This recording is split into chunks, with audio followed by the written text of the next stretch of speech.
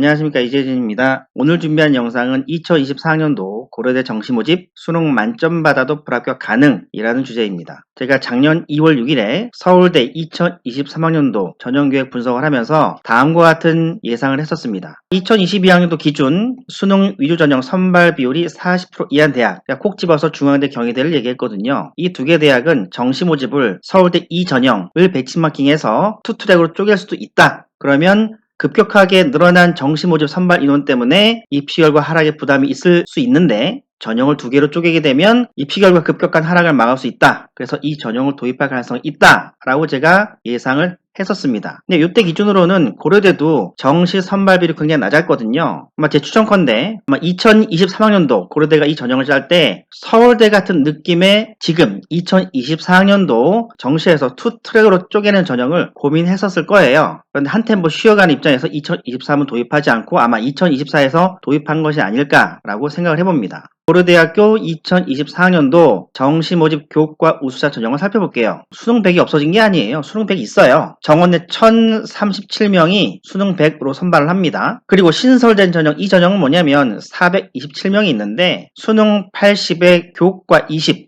일반 전형과 교과 우수자 전형 투 트랙으로 선발을 하는 거예요. 예를 들어 경영학 같은 경우에는 일반 전형 수능 100으로 83, 교과 우수 전형 내신 20% 섞어서 37, 투 트랙으로 선발하게 되면 합쳐 선발할 때보다 입시 결과가 좀 올라가는 효과를 얻을 거라고 대학들은 기대를 할 거예요. 지원 자격은 국내고등학교 2015학년도 졸업자부터 2023학년도 졸업 예정자까지 학생부에 6학기가 있어야 돼요. 그리고 국내고등학교 졸업자에 한정을 합니다. 아래 해당자는 지원할 수 없대요. 영재학교, 영재학교는 수능 준비 안 하잖아요. 2021학년도 고려대 신입생 출신 고등학교 현황을 보게 되면 영재학교는 81명으로 대부분 수시로 들어왔습니다. 그리고 수능 반영 방법은 일반 전형과 동일한데 0.8을 곱한다. 여기가 좀 문제죠. 학생부 교과 반영 방법 및 점수는 수시에서 있는 학교장 추천 전형의 교과 평균 등급 점수 산출 방식과 동일하다. 그리고 그 점수에다가 100점을 더해서 200점을 만든다. 그 얘기예요. 고려대 같은 경우는 일반적으로 요 등급대 애들이 정시에 제일 많겠죠. 아마 1등급대 애들은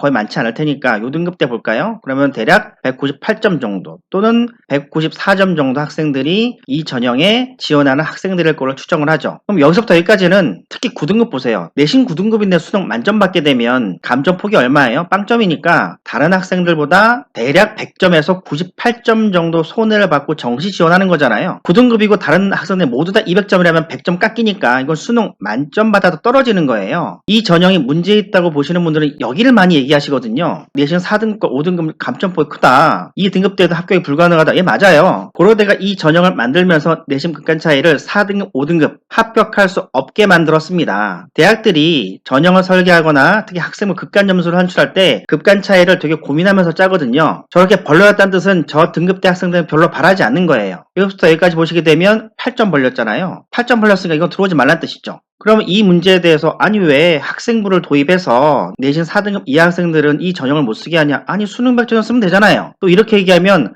아니 427명이 수능 100으로 뽑아야지 이걸 왜 학생부를 도입하느냐라고 반문하실 수도 있습니다. 이 전형 같은 경우에는 왜 도입했을지 대학의 관점으로 이 전형을 좀 이해해봐야 되는데 우선 서울대 지역균형 전형을 벤치마킹 했을 거예요. 고려대도 서울대처럼 뭔가 정시에서 일선고등학교의 교육과정을 존중한다는 의미에서 내신도 반영해서 선발하고 싶을 것 같습니다. 서울대처럼 학교별로 몇 명씩 지원자를 재원할 수는 없고 내신을 반영해서 일선고등학교의 그런 부분들을 감안해주지 않을까라는 생각이고, 두 번째, 정시 모집이 급격하게 늘게 되면 대학들은 모집 인원이 늘어나는 것에 대한 입시 결과 하락에 대해서 굉장히 염려가 많아요. 사실 정원이 늘면 입시 결과는 올라가거든요. 잘 몰라서 그러는 건데 고려대가 이 부분에 특히 두 번째 부분에 대해서 굉장히 고민이 많았을 거예요. 정시 모집 인원이 작았을 때는 입시 결과가 굉장히 높았을 거 아니에요. 위에서 끊어 내려가게 되면 30명보다 20명이 논리적으로 봤을 때 입시 결과가 높을 때니까 고려대가 한 몇 년 동안 정시 모집 입시 결과가 높았던 그 후광 효과를 이제 못 누리거든요.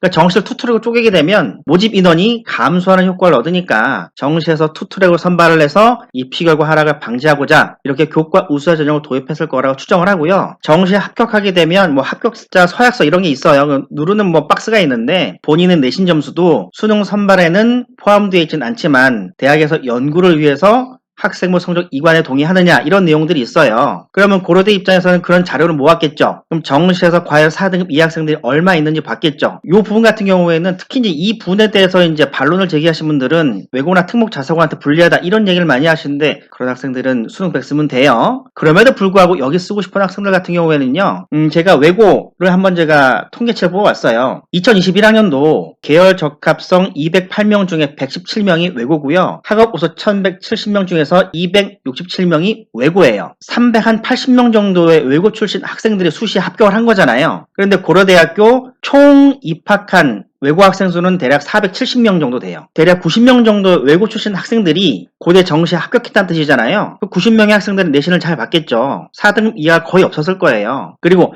자사고, 외대부거나 상상고 내신 4등급대 학생들은 수능 되게 잘 나오거든요. 아마 제 상담한 사례를 봤을 때는 고대보다는 의대를 쓰지 않을까 생각을 해요. 이 학생들은 정시에서 거의 없을 것이고, 즉 사례가 적었을 것이고, 또는 4등급대 학생들이 입학했을 사례가 있겠죠. 그럼 대학들이 트래킹을 해봅니다. 즉 뭐냐, 정시에서 내신 4등급대 애들이 들어와서 GPA가 좋은지, 시험률이 좋은지, 대학들은 두 개 지표를 몇 명에 관찰을 해보거든요. 썩 좋진 않았을 거예요. 그래서 4등급대 이하 성적 확 깎았겠죠. 자, 정리하겠습니다. 2024학년도 고려대 정시 모집에서 새로운 전형, 교과 우수자 전형이 도입돼서 정시를 투트랙으로 선발합니다. 투트랙으로 선발한 이유는 가장 큰 이유는 아마 두 번째인 것 같고, 이것 때문에 내신 4등급대 이하 학생들 같은 경우에는 왜 저 전형이 생겨서 우리들 대학 못 가게 하냐 할 수도 있어요. 이 투트랙 전형을 이렇게 이해하시면 될 것 같아요. 정시가 변수가 늘어난 거잖아요. 그럼 모의 지원에서 두 개 전형을 학생들은 어디를 쓸지에 대한 고민을 많이 할 거예요. 내신 안 좋은 학생들 같은 경우에는 수능배 전형으로 갈 것이고, 내신 좋은 학생들은 교과 우수자 전형으로 갈 텐데, 여기서 고민은 뭐냐면 내신 좋은 학생들은 수시에 다 뽑혀 나갔을 거예요. 정시에 내신이 좋은 학생들이 많이 남아있을까 이런 부분에 대한 고민은 있죠.